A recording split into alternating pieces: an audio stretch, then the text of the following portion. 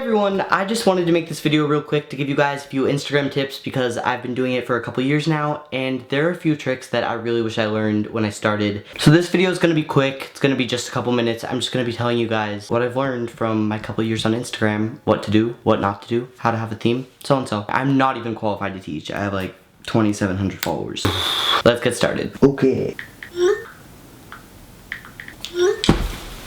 Great. Okay, where's my list of what I'm gonna talk about? Perfect. Tip number one, more importantly than filters, it's so important to have a mood flow. Basically what that means is you want people to go to your account and get a certain mood from it. I'm sort of getting more into the editorial style, and so I've gone away from like classic pictures of girls smiling at the camera at the beach and more into like conceptual type stuff. So if you look at my theme right now, you won't see that many smiles. It's mostly just straight faces, sometimes even frowns, just like really serious faces. I have had themes in the past where I've had a lot of smiles, and then I've also had themes where it's a little bit of a mix, and you could totally tell that the mixed ones are not as put together and, what's the word? They're not as put together and organized and aesthetic looking if the moods are all over the place. So pick a mood, get people smiling, get people frowning, and go with it. I used to make this mistake a lot, and I sort of still make it today. I think I've gotten better though. So we all know that moment where you get back from a really cool shoot, you have tons of cool photos, and you just want to post all of them. You don't know which one you're going to decide on.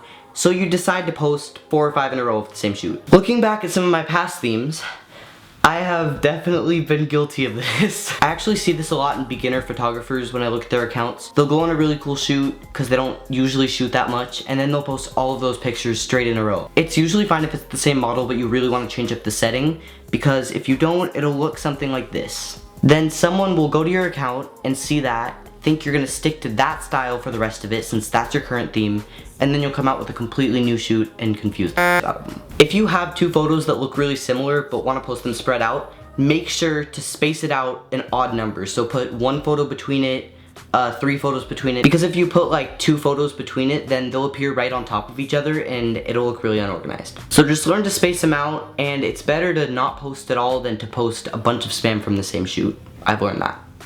Next thing that's really important and a lot of people don't really think about is your bio, your profile picture, and your name. When someone goes to your profile, that sets the mood for the entire account. My profile picture is just a solid color, it's blue, it sort of matches the editorial look of my account right now. I'm gonna change it to something like this, it doesn't really match. So bio actually does play more of a role than it looks like. You have to sort of organize it, format it, and put capitals and lower cases where they're appropriate. It's all to match your theme. If you have a simple looking theme, have a simple profile picture. I think this rule is the most important thing ever. I didn't learn this from anywhere. I sort of just figured it out on my own. I don't even know if it's a common, well-known thing. You want your theme to look like a checkerboard. Basically what that means is you want to trade off between darks, and lights.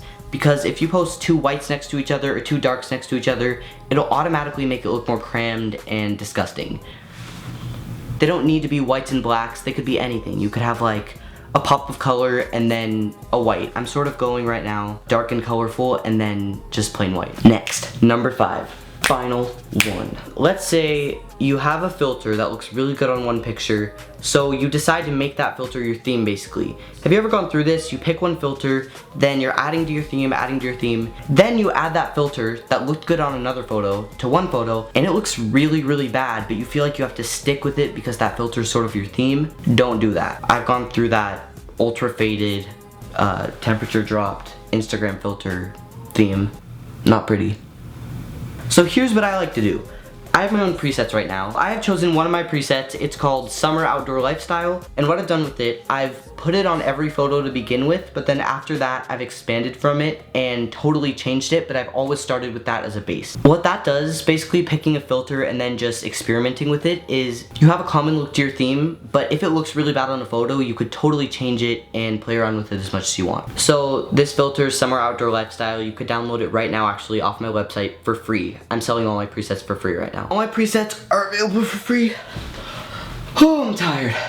Yeah, so that's the thing. So yeah, try that. Pick your favorite VSCO filter, HB2, put it on every photo, but if it looks like just change exposure, change saturation, but it'll keep most of it the same, and so your feed will actually look organized and, well, aesthetically consecutive.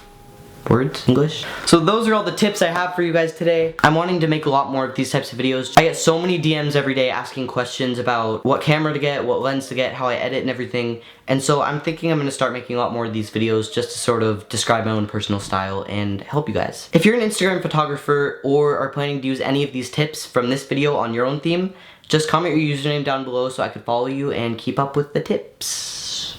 Yeah, subscribe, like, do the things, follow me on Insta. Goodbye.